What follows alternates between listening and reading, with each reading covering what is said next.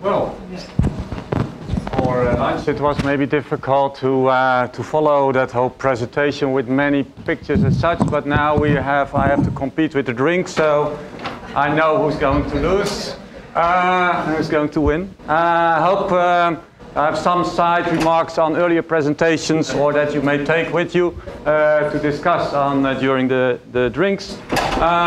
One actually is ready to show this. Recognize this probably, typically Dutch. Seemingly Gouda cheese. That's how you pronounce it here? Well, Gouda. Well, actually, I live in Gouda.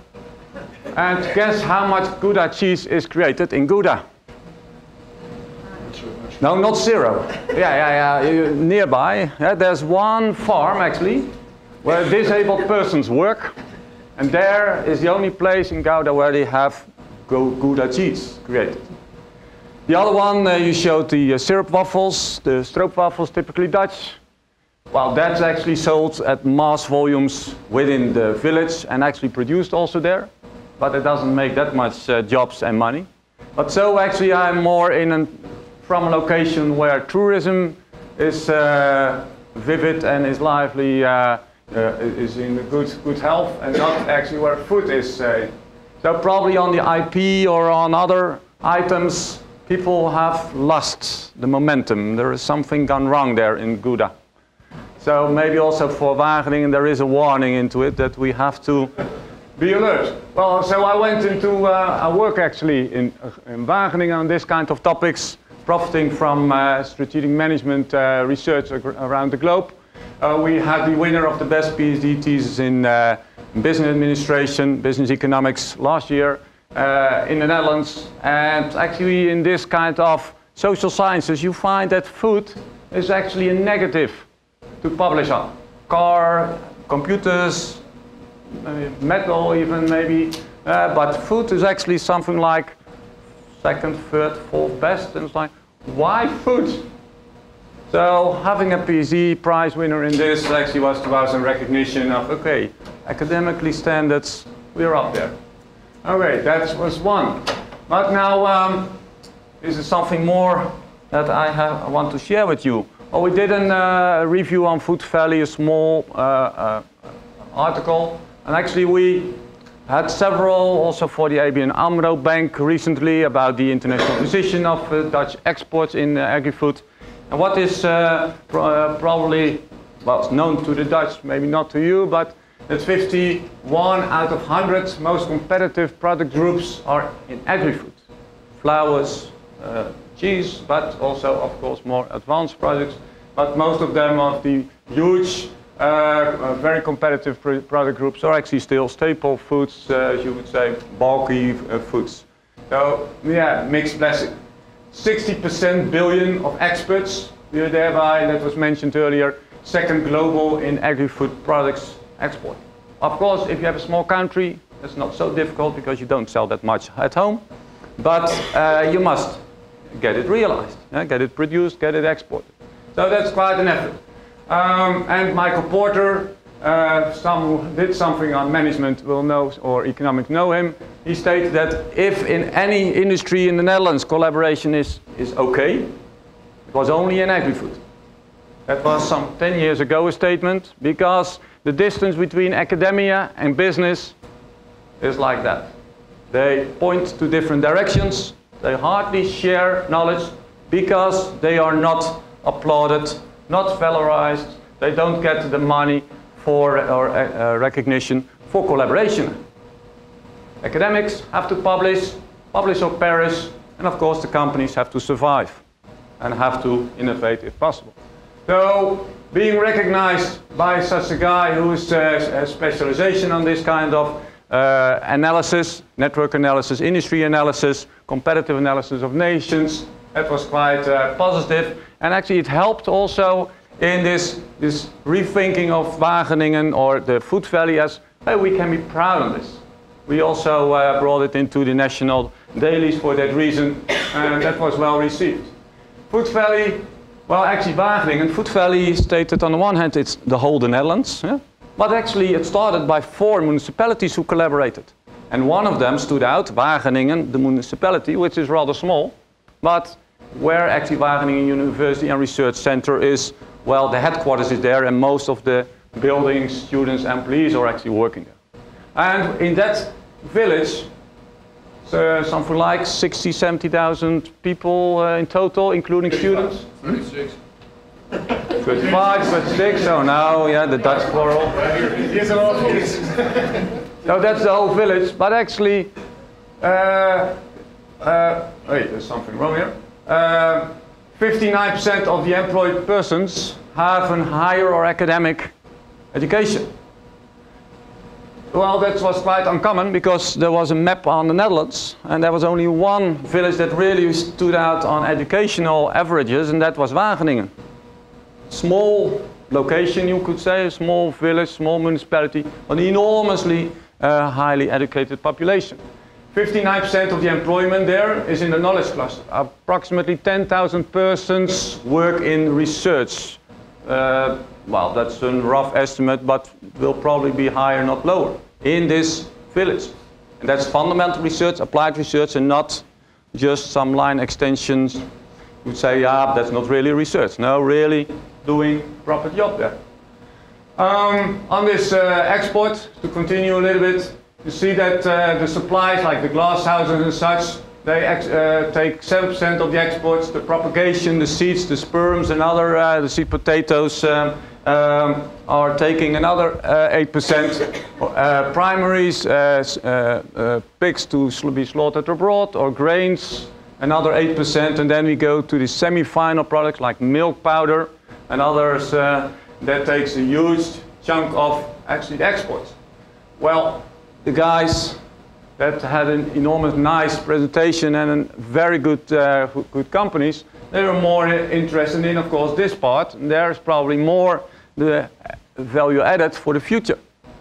But that's only a smaller part of the export of the Netherlands. The fresh, the vegetables, the cookies actually take another 15%, and 29% are actually what you may call the non-fresh finals, strange name, or that's the cookies and the beverages. And that's, I hope, to expand, but the signals are not that good. Well, where does it go? Say roughly 60 billion exports, 51 is going to Europe. So actually, well, if you take the United States of America, it's like, okay, it stays at home. Yeah, so there's no export at all. Yeah, also for Canada, learning about the distances here, well, you would not call that, of course, an export. Yeah, but so there is something peculiar for Europe and the setting we are in. And most of it, actually, 30% of the total, goes to Germany, our neighbor. There is, of course, quite a huge population there, but they also have their own production, and France has an enormous production in agri-food, so it's quite a lot if we achieve this. But on the other end, it's also a dependency that say, hey, it's maybe more coincidental than really because you add something fundamental. But that's maybe too critical, but that was always a feeling that we have. 4.6 billion goes to Asia, and only 2.3 billion goes to the Americas, including the South America, Latin America. And of the part that I think half of it approximately goes to the United States of America, and half of that part is actually beer, Heineken beer. Well, that's seemingly something that is valuable in America, because Heineken is flourishing as a company. Another critic, small comment, Food Valley, as you see, is located here, Amsterdam, Rotterdam, and here you have, well, almost near Germany, we have Food Valley. But if you take this picture, and we have several of these, but this one I received this morning from my colleague, and thanks for that. You see the spatial spread of the companies in agri-food. You see that actually most of the companies are located way more where also the people are densely populated, and not so much in this region where Food Valley is. Actually, what that signals is Food Valley as a focus region in the Netherlands is not at all a production focus. Yeah, it's typically a knowledge-driven area, a knowledge cluster, as you call it, not a production cluster. totally making quite a lot of our analysis and literature redundant, because that's about production efficiencies or synergies, is what we are also working on. How you can actually efficiently reduce costs or add value by sitting and working next to each other, or together. But in the Netherlands, you may say, okay, it's just an hour drive here or 2 hours drive up north. But there is quite an interesting element that production is almost not taking place there. Yeah. Of course there is, but the positive is that, for instance, Friesland Campina, with their production facilities all over the country, used to be more south and on the north part of the Netherlands, they have the R&D department now relocated to Wageningen, to the Food Valley focus. So actually they recognize, hey, it doesn't matter where production is, there's where the research should be. And of course, it's very much to the Food Valley Foundation and the colleagues from Oostenveen that was achieved. Okay, Wageningen University Research Center. What are we talking about? It's something roughly 700 million euros per year. And I think the euro goes by 77 cents or 80 cents here. So 800, 900 million Canadian dollars then. And 3 pillars. There are applied research centers which actually dominate. Applied research, not applied education. Research centers. And they have a long history often. They have an extension history, or they have an history in food research, in seed research, but actually seeds companies have their own locations somewhere else in the Netherlands also. So that's another difficulty, that, hey, how do they collaborate? They do not, or they collaborate a lot, but not all is in that region. Here we have for the University of Applied Sciences van Ladenstein, 53 million, but actually that one is carved out recently because of a lot of infighting. They didn't agree, couldn't go along with each other, so it's not just all collaboration in the Netherlands. And actually 300 million is at Wageningen, is on Wageningen University, and half of it more or less comes directly from the government because of the educational tasks, the pay per student. And then we have extensive international network, offices in China, Ethiopia and Brazil, because of the extension work, which was one of the main activities earlier on from Wageningen University, being very active in the third world. Well, this is also a reason why there are so many collaborations abroad, because of this historical connection. A lot of former students going back, and then from Indonesia or Africa or Latin America contacting Wageningen to run projects. And so there are hundreds of projects, and well, also in China this is probably much higher now, because we have quite a lot of activities in Brazil. We raised a research institute in Chile, and Wageningen University Research Center is their prime supplier of the collaboration research. We have a lot of projects here in Asia. Well, actually, it's all around the world. In Canada, I don't know if it's here. No, there are something like 10 collaboration projects I saw. Even projects that I thought, hey, that's typically for Europe, but seemingly then Canada was taken as a benchmark. And those are something like 10, 15 projects are still running. What's the location there? Where? In Canada. No, I don't think it is. It has any meaning where it is placed now. Yeah. Could be fishery there, but reading it's also about nanoparticles and such. So don't think that you have the nanoparticles research out there. Okay. Well, this is then the nice drawing of the whole consortium. Wageningen University, the specialized research institutes. Well, you could say, hey, those are nice pillars that collaborate. So the Environmental Sciences Group, Environmental Sciences Department, and then Altera for applied research and contract work. And here in the Agrotechnology Food Sciences Group, Agrotechnology Food Sciences Department, the Food and Bio-Based Research, very nicely collaborating actually. Animal Sciences, Livestock Research, Central Veterinary Institutes, etc.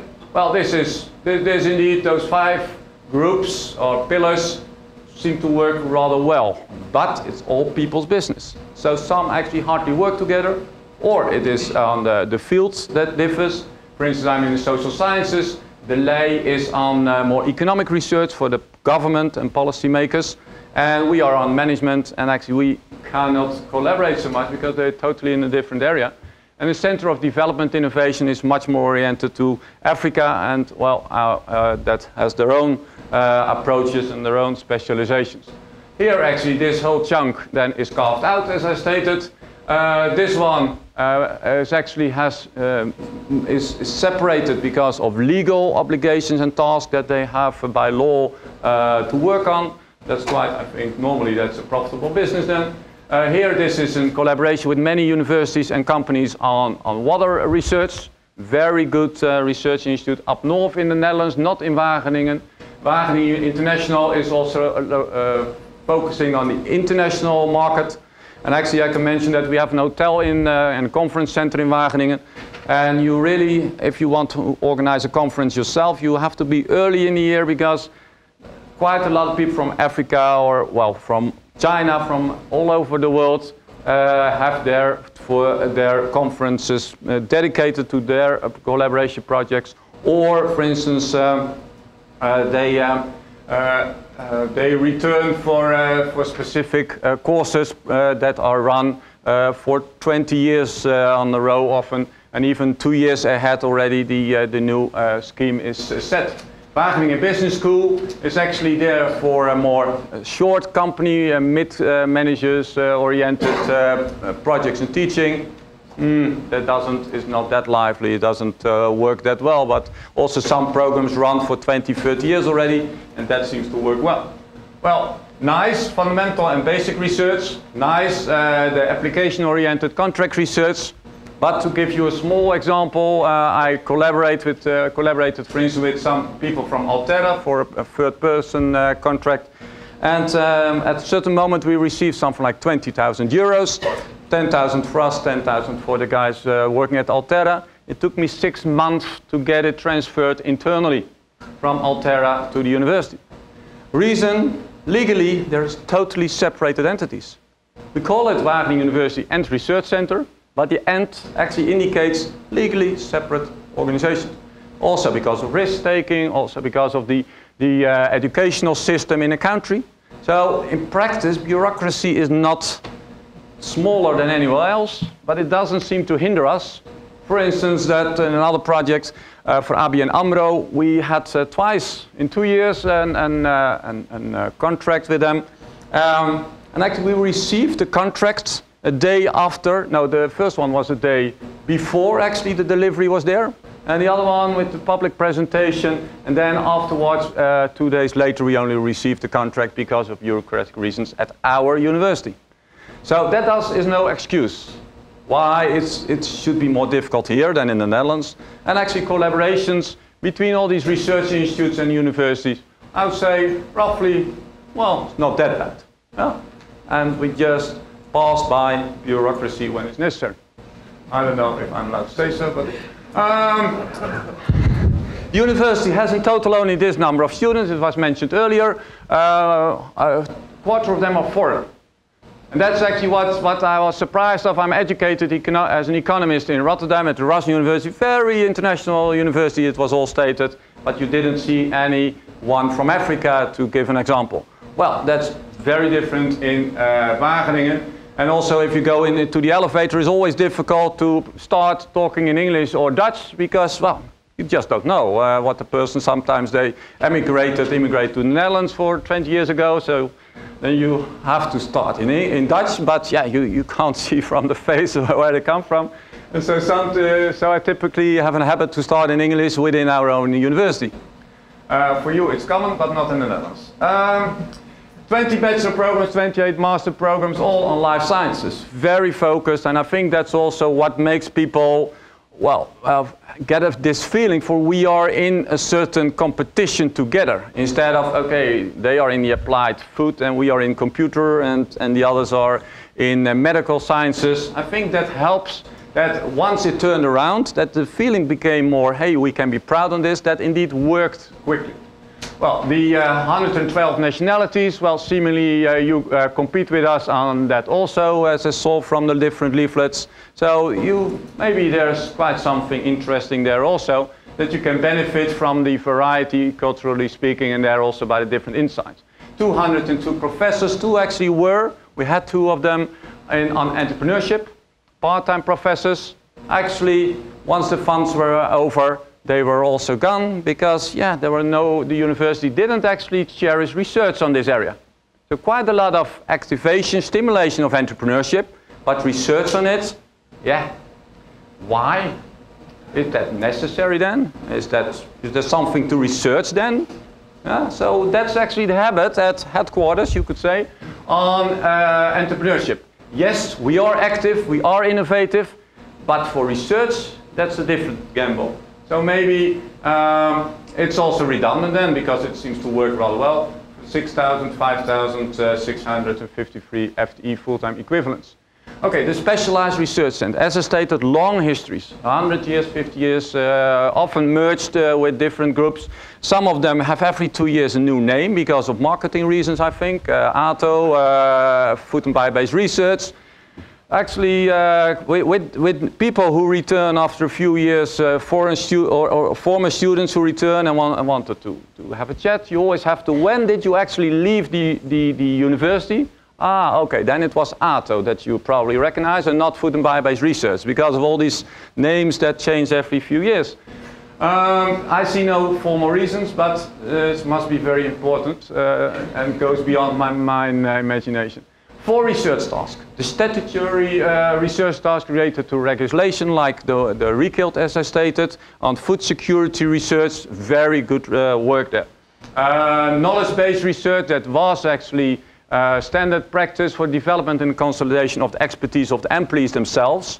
Yeah, so some of them received a PhD later by that funding, and at least it kept them alert on, hey, what are the developments in that field? Instead of being more a consultant, exploiting what you learned 10 or 15 years ago. Well, nowadays I think you got all the money to allocate for that, huh? The That was my finest day, your words from Will, but I spent $70 million euros today. So. Yeah. So Canada so much, I'm still sitting here. And you're still in Canada, so policy support research, ministries, the Leiden Economic Research Institute actually has 85% of their funding from policies, European policies, national government, national ministries. So that is actually not so much, it is customer oriented, but not so much market, or you say commercial market oriented. So there also, all these groups have their own history, their own culture, their own clients. But on economics, well, they were quite good on that. And contract research for third parties, of course, sometimes in groupings, public-private cooperations, or contract research for an individual client. You name it, it's somewhere present in Wageningen University Research Center. And we saw that, the bureaucracy.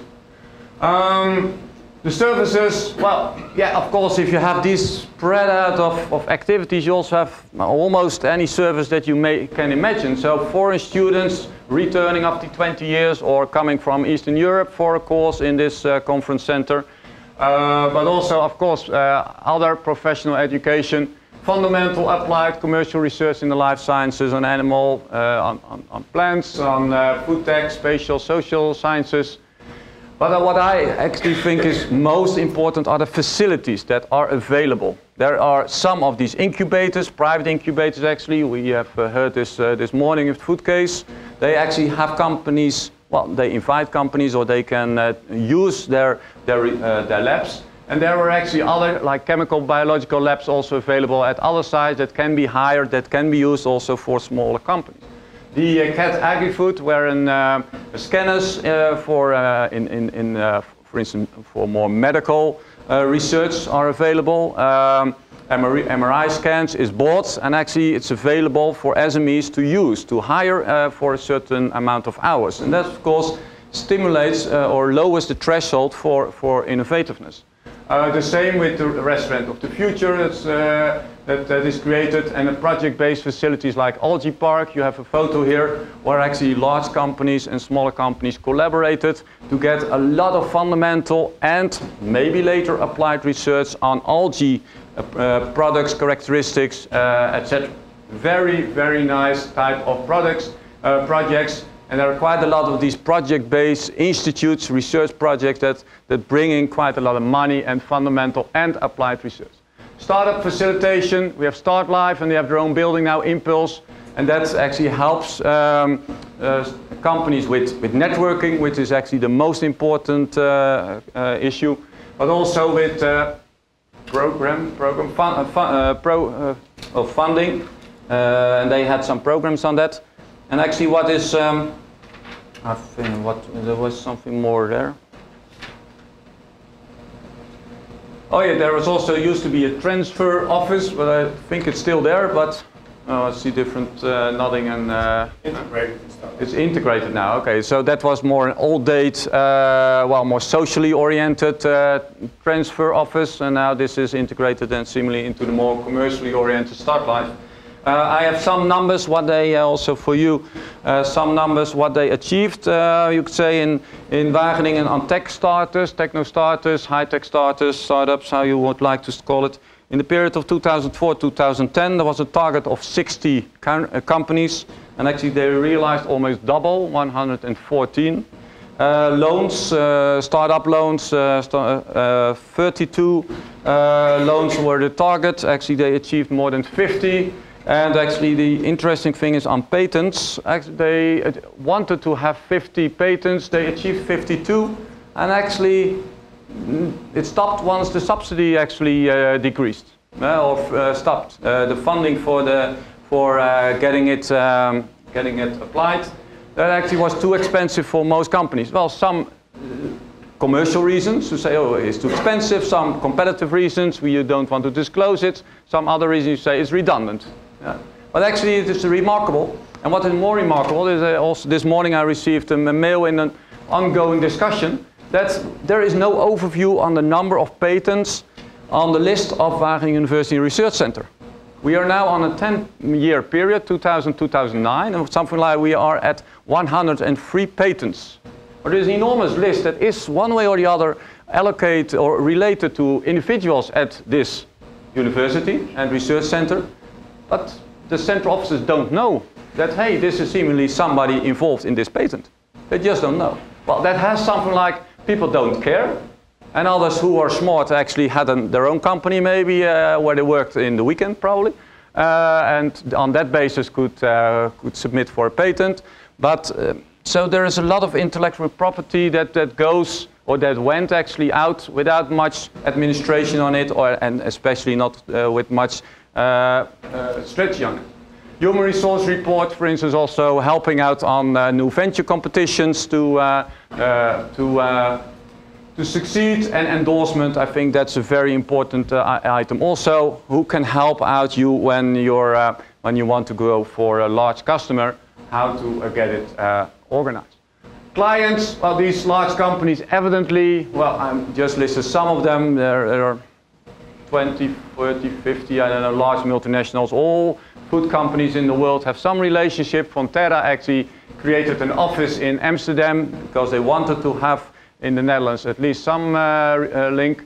The clients, national ministries, European Directorate Generals like the Directorate General Food or Sanco, huge client, international public bodies and product boards, group of farmers and growers, but that actually probably will be reduce that funding because the product boards are actually stopped within 2 years because of political reasons that everybody has to pay for themselves instead of shared funding of research.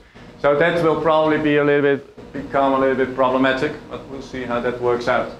The revenues, normal for the education, of course, what's called the first stream, the 163 million alone for the university, government payments and next to fees. The formal research funding, well, you call it in America at least, the National Science Foundation, is NWO in the Netherlands. knowledge bases, framework program, European framework program, and outsourcing research contract, research project as third stream of revenues. Cost, well, it was asked, how about cost calculations, how's prices set? Well, actually it depends on the negotiation, the setting. Normally I would say it's actually tariff based. Most of the university have actually prescribed tariff tables, different for European research, for the Dutch ministry, and for commercial assignments. And I think there's even a third category. Interreg has a different tariff also. I don't want to know the details, but we have the liaison office there who has to do at least a proper job, so they have the difficulty to solve there. But most of it, then we have to add at least 30% for the central offices, so that becomes always expensive, and thereby we just don't bother. We'll see and we work, and maybe there's some revenues, and probably it is not neutral on the cost, like you said. Probably we lose some on many of these projects. The administrative burden is such that you really don't know actually who gets what money in the end within the building and offices. So that's indeed a pain in the ass for the professors and the heads of the different institutes. On the more commercial projects, it's negotiated prices as a normal, as you would say, in a normal market. Often budget driven, okay, how many budget is there available? Then, okay, this is the number of hours that you can spend on it or that we can spend on it. But there is all variety that you can imagine. As I said, the intellectual property rights, well, it's used to, at a certain moment, they wanted to centralize it, have one office where all these valorization would be taken care of, and where also the patenting and receiving the money back would be reinvested, etc. Actually, it was killed within 3 years because actually the institutes were actually too strong. They didn't allow actually to have it transferred to a central authority. And probably they knew better also than the employees in the central office could offer, because they were more dedicated to the local circumstances. So how it is organized in details, it differs per institute, decentrally organized. That actually, I think, is most of what I have on the promotion. That was also a question, how is actually promotion dealt with? Well, free promotion is maybe the best, Wageningen is maybe best at that one. For instance, very simple, every year there's a bird count. On Sunday there's Altera organizes this is on spatial research, and they have a certain, that people dedicate 1 hour, look out of the window, what type of birds do you have in your, around your house. And that actually is a long-lasting research, and that brings quite some publicity on, hey, Wageningen is good for the environment. But also the social media. For instance, there's promoting the eating of insects. And actually, what we see here, for instance, is Princess Maxima, who's married with the king-to-be. And actually, she receives here a book of insect recipes. But she accepted that, yeah? So, yeah, you should have a queen also, or yeah, that's quite good for publicity. And so that's the type of the marketing that they're, I think, very good at. Free publicity. Yeah? And if even you can have these people in-house who can actually be against you.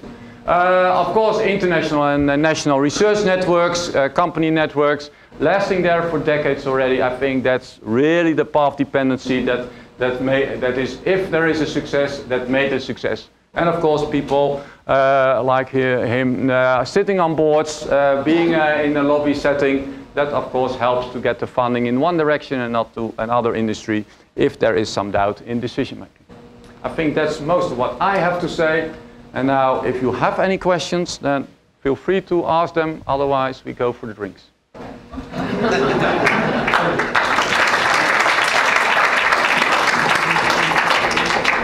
Thank you very much, Emiel. We are way past the time, but I do want to give an opportunity for any question that you feel would be of benefit for the entire audience. It's a panel, right? It is, yes, yeah. Yeah. So, yeah. Maybe the question to the two academics. Yes. I kind of noticed that First of all, I really liked your remark of saying we found a solution, now we go to society to find a problem, but okay. You actually said that. The question is, the exchange with industry and society is that you have your students doing practical work within the industry. Did you ever think about, and it's for both of you, getting staff and faculty out of the university setting and work for a couple of months with industry, and the other way around, getting, you know, the higher profile researchers from industry working with the university? Dear God, man, are you nuts? No, I think. Art, do you so as a chair of a department, the politics around what you're talking about would like shatter people. I think it's a brilliant idea. I think it's. I had this discussion in the bathroom today that there was a gal here whose husband has done a PhD and now can't find work in academia. And I'm hearing profs say, what are we going to do? We're graduating these PhDs, but there's only 10% of them that are going to be recruited back to academia. But we've been teaching them to be academics for so long, we don't know what else to send them off to do in the world. And so I think, we're sort of at a paradigm shift where there just aren't going to be 1,000 academic jobs for every academic that graduates anymore. And so I think it may become incumbent on university professors to become more engaged with what are the other possibilities. And I think it's brilliant. Art, I don't know, would there be a revolt on campus if we suggested? Well, some of us do spend quite a bit of time and interact a lot with industry, probably our department more than most. So I spent Monday this week in a cheese plant and had a ball. So yeah, we do that quite a bit. We have co-op programs, and there is quite a lot of interaction with the industry. And yes, I would say the fortunate ones of our MScs and PhDs do find jobs, but some do have to go south. Well, there the environment changed a bit. I heard last week that the new tenure tracks in the US are giving contracts for 9 months per year, and they can earn the extra money for the resting 3 months by doing work for other people than the industry. That's very common in the US. Yeah, that was already usage. If you're appointed professor in America, you also have the summer to do something else if you would like to. Being more research or going to conference or going into companies. So that was usage already in the States. I think in the Netherlands, Wageningen University is one of the, the most of the best linked with industry universities. But I also feel that, okay, you have to plan it so long ahead, because you have these lectures, you have your research projects, etc. And then a company, when you would walk into the company and say, yeah, come on, what are you doing here? We needed you 2 months ago or something. So I think that the timing, getting the agendas right, getting the agenda set, is something that you can't solve. Actually, we were invited also to work for Vion, the meat company Vion Germany. But actually, there are hardly any people who feel, hey, it fits with my scheduling. I would also be interested to go there, but yeah, I don't know when I should do it, because I can't travel to Germany every 2 days and then go back to the university for lecturing. So I think there's and then of course company must value your contribution also positively, and maybe they say, okay, you're not on this train, you have to jump on that train, and that train is already driving too hard already. So that's also my feeling, that you are really on different trains, and thereby it turns out to be difficult. There is an interest, but it turns out to be difficult. Other questions? Just one quick point here. At the college, because we already hire from industry for the most part for our faculty, a good chunk of them continue. So they will have one of my faculty members that has done some mobile capstone project and applied research project work. He works 1 day a week at Sybase, which is now SAP, up in Waterloo. So again, that continuation of their industry work happens quite regularly at the college. So it's a different kind of mindset, definitely, at the college. Of course, you invite people and you collaborate on projects, etc. But that's a different ballgame, I think you're asking for.